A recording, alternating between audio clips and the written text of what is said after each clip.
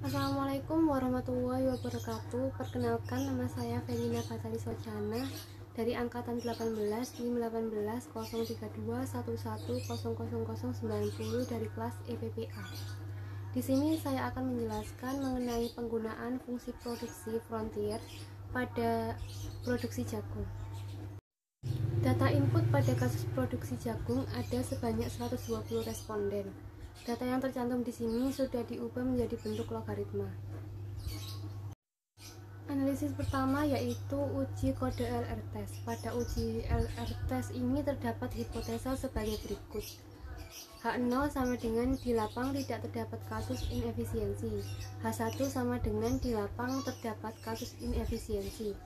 Pada analisis MLE diketahui DF sama dengan 2. Nilai kode PAM dengan tingkat kesalahan 5% adalah 5,13.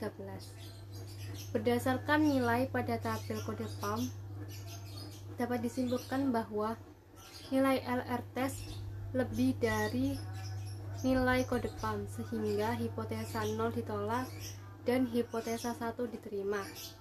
Artinya, di dalam penelitian tersebut terdapat kasus inefisiensi. Yang selanjutnya yaitu nilai gamma. Fungsi nilai gamma adalah untuk menunjukkan berapa persentase error term yang disebabkan oleh inefisiensi teknis. Pada final estimate Frontier didapat nilai gamma dengan koefisien sebesar 0,909642777E plus 00. Standar error sebesar 0,5259733 min 001 dan T rasio atau T hitung sebesar 0,1729445E plus 02. Diketahui nilai T tabel dengan taraf kesalahan 5% sebesar 1,980. Berdasarkan nilai yang ada, nilai T tabel sebesar 1,980 kurang dari T hitung yaitu sebesar 17,29, yang artinya 90,96% error term inefisiensi teknis, sedangkan sisanya sebesar 9,04 disebabkan oleh resiko. Selanjutnya, pengaruh dari masing-masing variabel.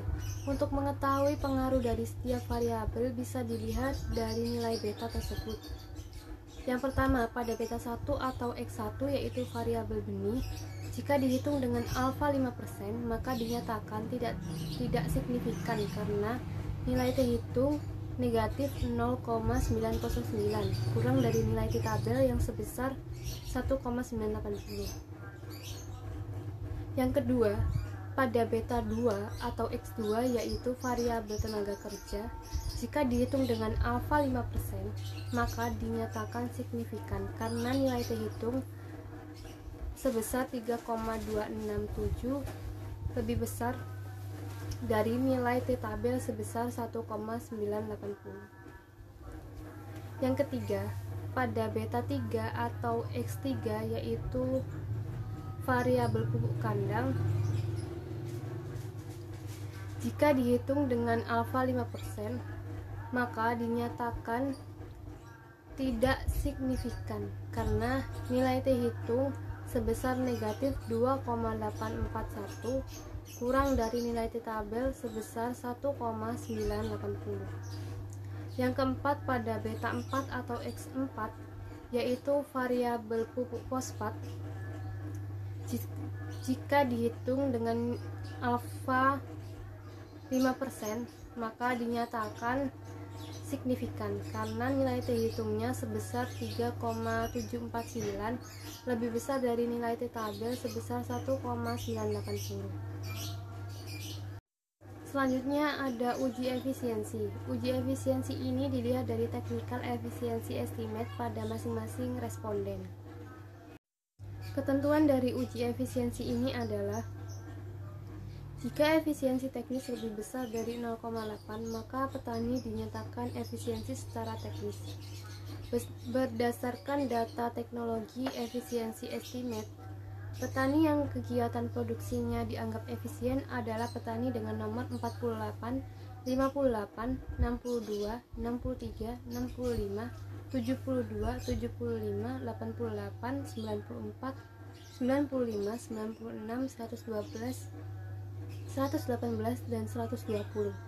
Sedangkan petani yang kegiatannya tidak efisien adalah petani dengan nomor 1 sampai 47, 49 sampai 57, 59 sampai 61, 64, 66 sampai 71, 73, 74, 76 sampai 87, 89 sampai 93, 97 sampai 99, 101 sampai 111, 113 sampai 117, dan 119.